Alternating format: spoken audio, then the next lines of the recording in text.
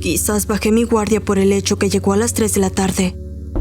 No tocó a la puerta con la fuerza que se esperaría de un hombre de su estatura, postrándose ante mí.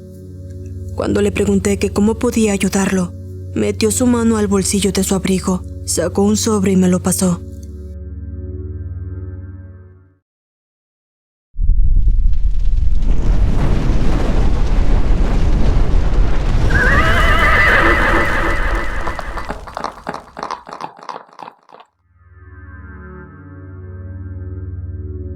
Tomé el sobre y le di un vistazo.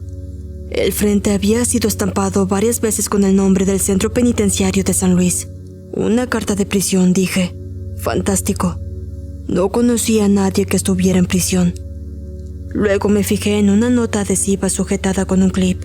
Al reverso del sobre simplemente decía: por favor, permita que el mensajero esté presente para que sea testigo de la lectura de esta carta. Miré hacia la figura del hombre que se imponía en mi pórtico. Aunque era grande, no parecía ser amenazante. En todo caso, su sonrisa tranquila me hacía pensar que era un tanto amigable. Le pregunté si sabía algo del contenido de la carta, pero el hombre solamente se encogió de hombros. Asentí y lo invité a entrar. Ya en la cocina nos sentamos en la mesa uno frente al otro. Le ofrecí un poco de café, pero declinó en silencio. Pelé la solapa trasera del sobre.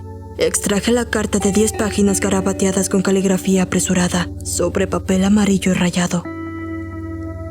Y la carta comenzó así: no me conoces, y probablemente nunca me conocerás. Recibí la pena de muerte en el Centro Penitenciario de San Luis. Fui encarcelado por el asesinato de mi esposa y mis 2 hijos. Leonel tenía 3 años. Mercy solo tenía 6 meses. Los amaba sinceramente, pero los maté. Admitiré esto ante todo. Me odio a mí mismo por eso, y me pudro en mi celda torturado por las imágenes de su sangre goteando desde mis nudillos. Déjame contarte mi historia. Volteé de nuevo a mirar al hombre alto, con un asco evidente en mi rostro. Su sonrisa calmada no flaqueó mientras lo observaba. Me levanté para traer un vaso con agua. Luego regresé por la carta. El autor de la carta, cuyo nombre descubrí que era Fitz Wheeler. Había sido encarcelado hace 2 semanas y empezó a escribir la carta tan pronto como pudo tener acceso al correo. Nunca explicó cómo consiguió mi dirección o por qué me escogió a mí para compartir su historia. Pero la historia era brutal. Fitz declara que había sido maldecido. Mi primer pensamiento era que sufría de esquizofrenia, pero me explicó que había sido evaluado sin ningún resultado. Insistía con que un espíritu demoníaco estaba al lado de él, y dicho espíritu se burlaba, lo torturaba en cada momento del día. Le susurraba actos despreciables a su oído cuando se acostaba en la cama. Aparecía su reflejo cuando pasaba por espejos. El demonio le sugería crueldad constantemente y llenaba el cerebro de Fitz de inseguridades, fobias e ideas siniestras.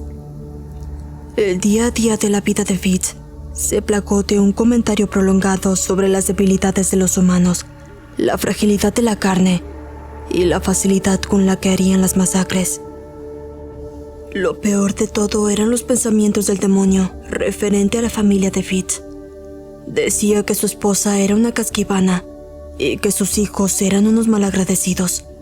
El demonio convencía a Fitz de que su familia no lo apreciaba, que su esposa lo estaba engañando, que sus hijos no soportaban tenerlo cerca, que Fitz nunca sería capaz de proveer lo suficiente para ellos, que su casa era un chiquero, que sus vestimentas eran trapos, que todo por lo que Fitz había trabajado su vida entera era un chiste mediocre.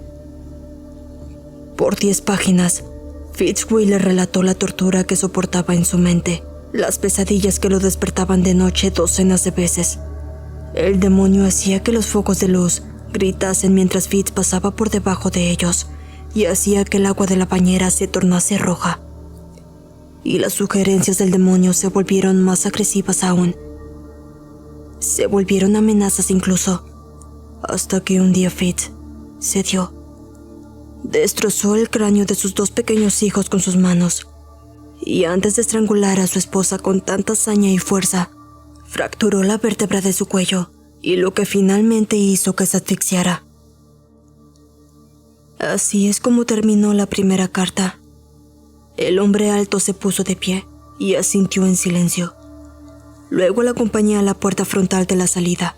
Naturalmente estaba asustada, pero ¿por qué alguien decidiría compartir una historia tan terrible conmigo? El día 2 el hombre estaba parado en mi pórtico de nuevo, y otra vez a las 3 de la tarde. Cuando abrí la puerta, me entregó la segunda carta. Por más desconcertada que estaba la noche anterior, me había dado cuenta de que no me podía sacar la historia de la cabeza. Tomé la segunda carta y conduje a su mensajero hacia la mesa de la cocina. Quería saber más. La segunda página de la carta simplemente era un dibujo, la expresión de una mujer carcomida por el sufrimiento, con su boca desencajada, su garganta repleta de larvas, arañas envueltas en su cabello, lágrimas surcando su rostro, sus manos sujetándose la cabeza e incrustándose sus uñas, haciendo rajadas en sus mejillas. En la segunda carta me dio el nombre del demonio. No diré el nombre, pero su apodo era el Atormentador. Fitz profundizó sobre su deceso a la locura, mientras se paraba sollozante frente a los cadáveres inertes de su familia. Habló del juicio y de cómo incluso en la corte, este demonio se sentó detrás de él en la mesa del acusado y pronunció insultos a todos los presentes. El demonio exigió que Fitz se apoderara del arma del alguacil. Al final del juicio, Fitz lo hizo. Esto llevó a una golpiza. El demonio dijo a Fitz que éste debería de pararse a un lado de la puerta de su celda, gritando profanidades y amenazando a los guardias. Y esto llevó a Fitz a recibir una golpiza mayor.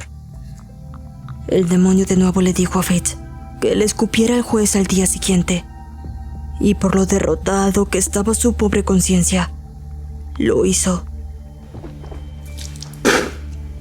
Le dio un vistazo con frecuencia al hombre sentado al otro lado de la mesa. Estaba al tanto del relato terrible que le contaba. Es por eso que era tan importante que estuviera presente.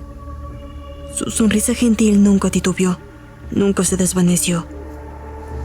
Mientras observaba mi cocina distraídamente, la carta terminó con otro dibujo, esta vez de todo el juzgado cubierto con abogados masacrados, y el juez colgando de su cuello sobre el estrado. Todo había sido dibujado con lápiz grafito y huellas digitales grises presionadas sobre el papel amarillo. El tercer día estaba sentada sobre el último escalón de la puerta de la casa, esperando que se cumplieran las 3 de la tarde. Justo al tiempo el mensajero llegó, y sin que dijéramos nada le permití pasar por mi puerta. Dejó la tercera carta sobre la mesa de la cocina y se sentó. Pelé el sobre y me senté con una taza de café humeante, la cual puse a un lado de mi codo. En su tercera carta, Fitz habló sobre sus días en prisión, sobre cómo desde su encarcelamiento el demonio atormentador lo acosó. Describió lo lento que era el proceso de la pena de muerte, que podía morir de viejo en el interior de su celda antes de que llegara su fecha de ejecución. Su caligrafía se volvió un garabatero, casi ilegible. Su escritura era frenética. La sanidad de Fitz había acabado hace mucho tiempo. Hizo un boceto de sí mismo embarrando algo en las paredes de su celda con sus manos. Asumí que eran heces. Fitz estaba pensando en arrancarse las orejas con la esperanza de quedar sordo y escapar así de los susurros del demonio. Las páginas amarillas tenían manchas en ellas por las lágrimas de Fitz, y se disculpó por eso. Luego, en la última página, una chispa de esperanza brotó en él como si se hubiera detenido y recuperara la compostura. Su caligrafía se hizo nítida y clara de nuevo. Las últimas líneas decían: «El demonio se ha aburrido de mí. Al estar encerrado de esta manera no le sirvo de mucho. Me reveló el método para terminar la maldición. Por eso te estoy escribiendo para pasarle la maldición a su siguiente víctima. Pero dado a que aún me queda un fragmento de mi humanidad, te diré cómo se hace. Tienes que hacer que alguien adquiera la maldición de la misma forma en que me sucedió a mí. Invitar al demonio a tu casa 3 veces. Mi corazón se paralizó. No me atreví a respirar. Conforme miraba la firma burlona de Fitz, el hombre alto que me veía a los ojos, unos ojos que eran de una negrura infinita, y esa sonrisa cruel que se amplió aún más que nunca. Con voz lenta y ronca dijo: «Qué mala carta». Me di cuenta que él era el torturador.